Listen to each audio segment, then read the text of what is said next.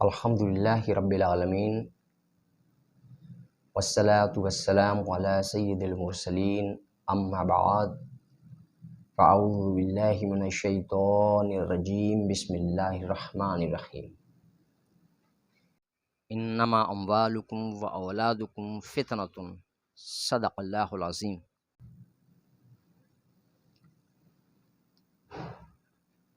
اللہ رب العزت کی توفیق اور اس کے فضل سے آج ہم اپنی ایک سلسلہ وار گفتگو کا آغاز کر رہے ہیں، اور اس گفتگو کے کئی ایپیسوڈ ہوں گے، یعنی ہم اپنی جو خطابات ہوں گے ان کو کئی قسطوں میں جو ہے اپلوڈ کریں گے، تاکہ یہ چھوٹے چھوٹے سے ویڈیو ہوں، تاکہ لوگوں کو اس کو دیکھنے اور سننے میں کوئی پریشانی درپیش نہ آئے۔ اور ہماری جو خطابات ہیں یہ ہماری ہی کتاب ہے، جسے ہم نے اللہ رب العزت کی توفیق اور اس کے فضل سے ہم نے تالیف کی ہے۔ اسی کتاب سے ہم اپنے بیانات کریں گے۔ یہ ہماری کتاب ہے دنیا کی مذمت۔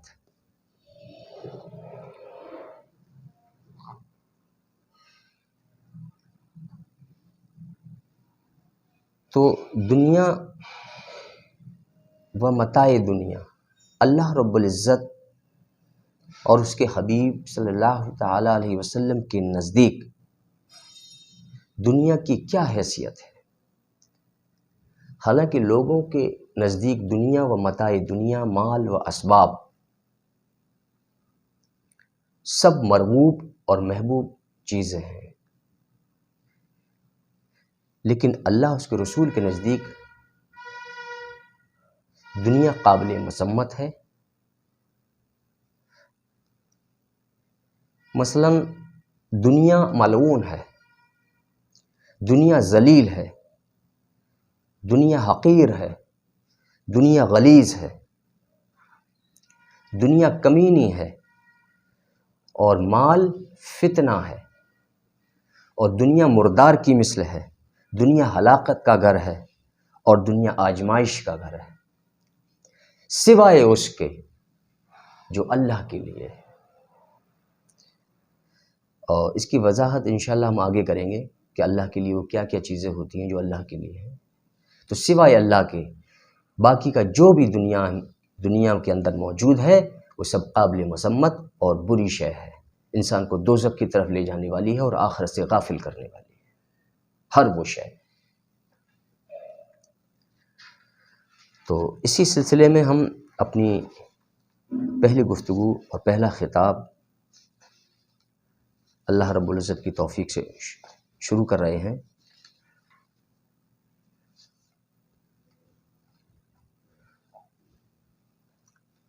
اللہ تبارک و تعالیٰ کی تخلیق کردہ تمام اشیاء میں مال و دنیا سب سے بری اور قابل مذمت شے ہے۔ اللہ تبارک و تعالیٰ کی تخلیق کردہ تمام اشیاء میں، تمام چیزوں میں دنیا سب سے بری اور قابل مذمت شے ہے۔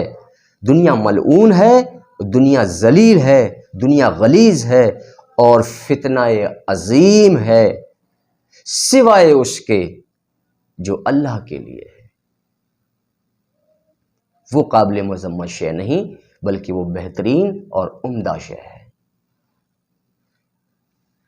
دنیا راہ گزر ہے، اور دنیا راہ گزر کے لیے ایک پل کی مثل ہے، پل کی مانند ہے، یعنی انسان ایک کنارے سے دوسرے کنارے پر پہنچ گیا، بس اس کی زندگی جو دنیاوی زندگی بس اتنی ہے۔ اسی طرح سے اللہ اور اس کے رسول نے تمام مثالیں بیان فرمائیں دنیا کی، وہ انشاءاللہ آپ ہماری اگلی خطابات میں قرآن حدیث کی روشنی میں پورا میرا بیان ہوگا۔ تو دنیا راہ گزر کے لیے ایک پل کی مثل حیثیت رکھتی ہے، بس اس سے زیادہ دنیا کچھ بھی نہیں۔ انسان ادھر سے آیا ادھر چلا گیا، بس جو سفر طے کرنے میں جو اس کا وقت گزرا، بس اس کی زندگی اور اس کی دنیا بس اتنی ہی تھی، اس سے زیادہ اس کے لیے کوئی شے بہتر نہیں۔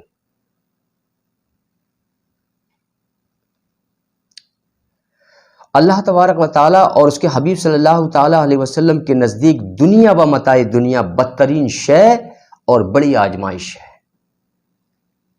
اس کی محبت و رغبت انسان کو یاد خدا سے غافل اور آخرت سے بے خوف کر دیتی ہے، یعنی اس کی محبت و رغبت یاد خدا سے غافل اور آخرت سے بے خوف کر دیتی ہے اگر انسان اپنے دلوں میں دنیا کی محبت کو جما لے۔ اور جیسی جیسی انسان کے اندر دنیا کی محبت داخل ہوتی ہے اور اس میں اضافہ ہوتا رہتا ہے، اسی قدر آخرت اور اللہ کی یاد اس کے دلوں سے دور ہوتی چلی جاتی ہے، یعنی ادھر اضافہ ہوتا ہے ادھر کم ہوتی چلی جاتی ہے۔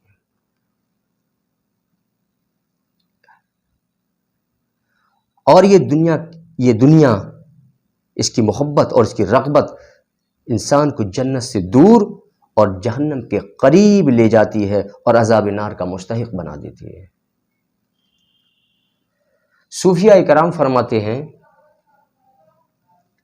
اے ابن آدم، تجھے تو جنت کا طلبگار ہونا چاہیے تھا، مگر تو دنیا کی محبت میں مبتلا ہو گیا، اور تجھے تو اللہ تعالیٰ اور اس کے حبیب کی محبت اور ان کے دیدار کا مشتاق و طلبگار ہونا چاہیے تھا، مگر تو اس ملعون، ذلیل و فانی اور بے وفا دنیا کی محبت و خواہش میں گرفتار ہو گیا۔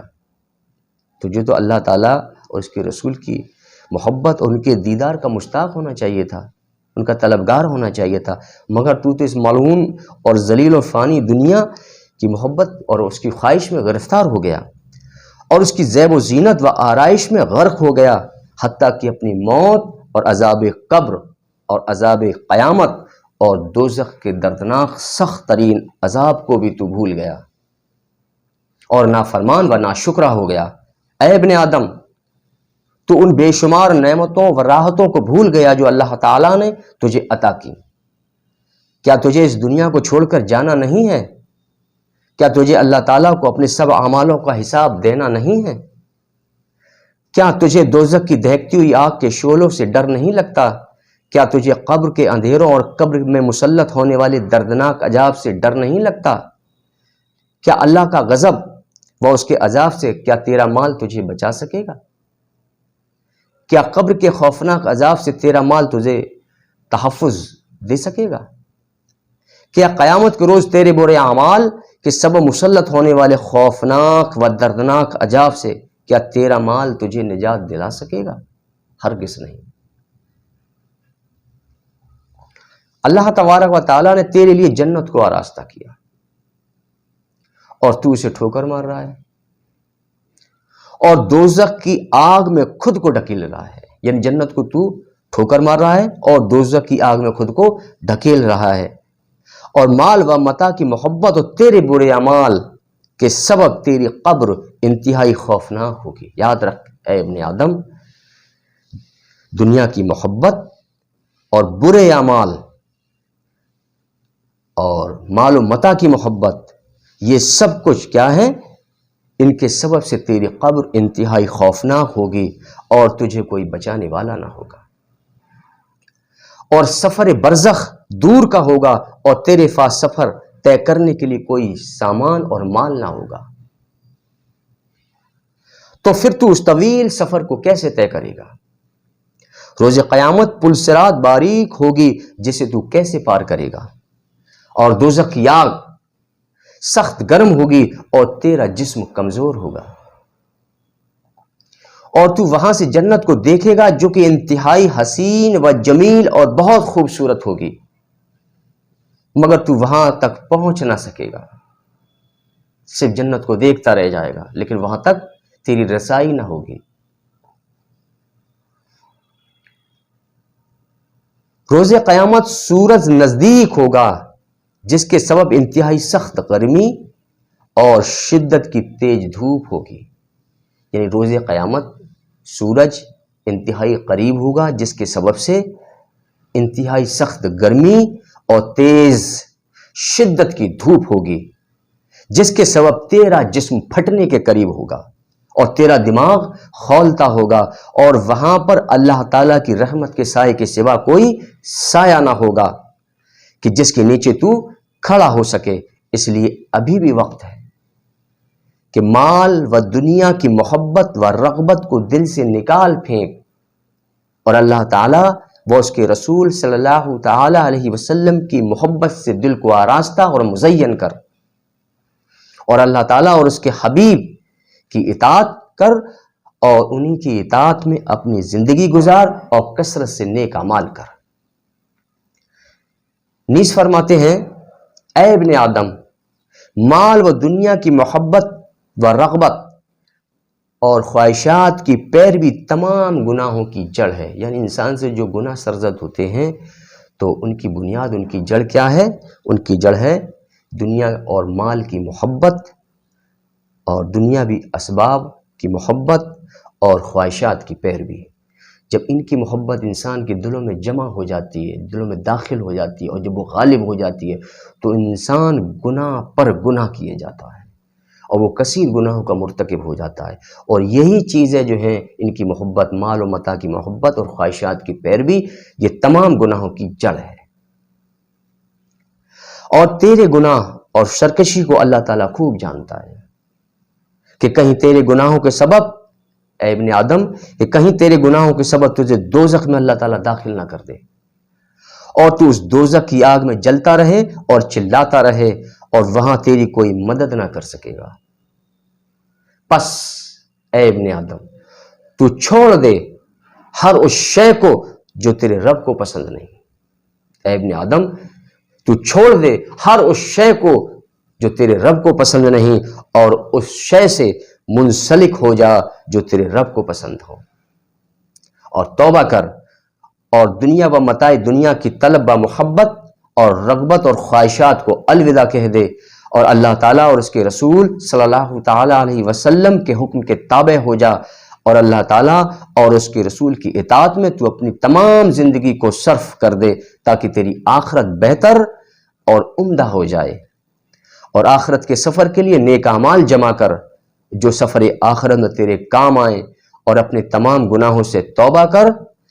اللہ تعالیٰ بڑا بخشنے والا مہربان ہے۔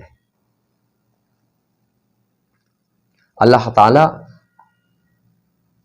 اپنے حبیب کے صدقے و طفیل ہم تمام امت مسلمہ کے دلوں میں دنیا سے بے رغبتی اور آخرت کی طرف رغبت، اور تیرے حبیب کی اطاعت اور کثرت سے نیک اعمال کرنے کی توفیق مرحمت فرمائے۔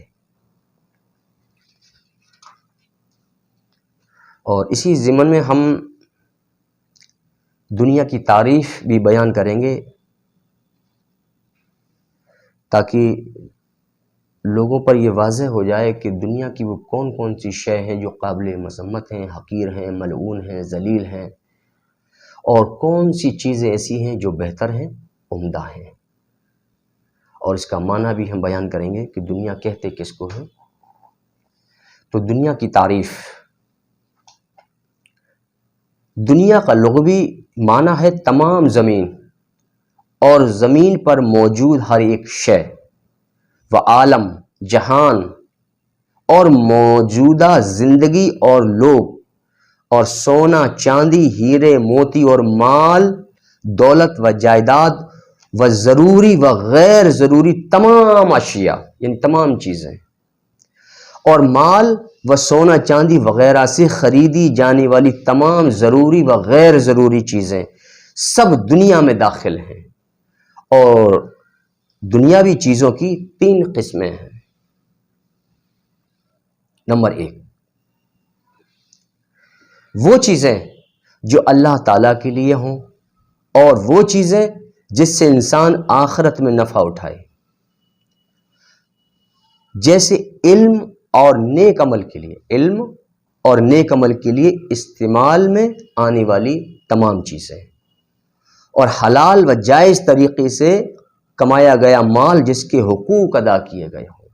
حقوق سے مراد یہاں زکوٰۃ، صدقات، خیرات، اور اس کے ذمے مخلوق کے جو حقوق تھے جو اس مال سے ادا ہو سکتے تھے، مثلا اس کے والدین ہیں، اہل و عیال ہیں، رشتہ دار ہیں یا دیگر لوگ، وہ سارے حقوق، یعنی کہ حلال یہ شرط لگائی کہ جس کے حقوق حلال اور جائز طریقے سے کمایا گیا مال جس کے حقوق ادا کیے گئے ہوں، اور وہ مال حلال جو راہ خدا میں خرچ ہو،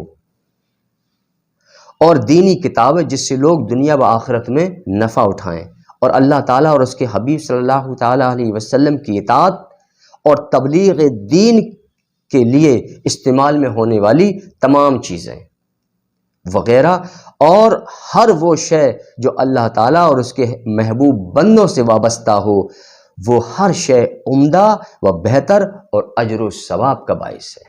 یعنی یہ جو ہم نے چیزیں بیان کی ہیں، یہ ساری کی ساری چیزیں عمدہ ہیں، بہتر ہیں اور اجر و ثواب کا باعث ہیں۔ اب اس کی دوسری قسم،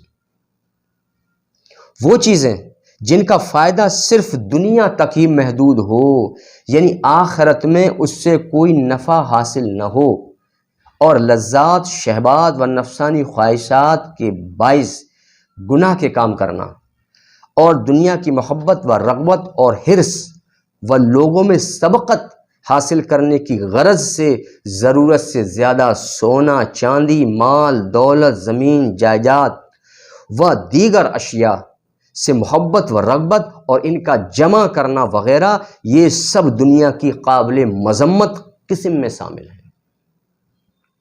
اور تیسری قسم، وہ چیزیں جو اصل ضرورت کی ہوں اور نیکیوں پر مدد دینے والی ہوں، جیسے ضروری غذا، ضروری کپڑے، ضروری تعمیرات، ضرورت کے مطابق مال و سونا چاندی وغیرہ، اور وہ مال جو کار خیر میں خرچ ہو یا والدین اور اہل و عیال پر ضرورت کے مطابق خرچ ہو، اور بچوں کو دینی تعلیم و تربیت پر خرچ ہو، تو دنیا کی یہ قسم اچھی ہے تو دنیا کی ہی قسم، لیکن کیا ہے؟ اچھی ہے۔ لیکن اگر اس سے صرف دنیا کا فائدہ اٹھانا اور لذت مقصود ہو تو اب یہ دنیا بھی قابل مذمت کہلائے گی۔ اور اس کے ساتھ میں اپنی بات کو ختم کر رہا ہوں۔ انشاءاللہ اگلی نشست میں ہم اس عنوان کے تحت گفتگو کریں گے کہ مال فتنہ ہے۔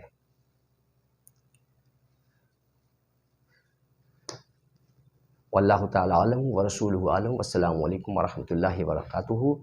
وما علینا الا البلاغ المبین۔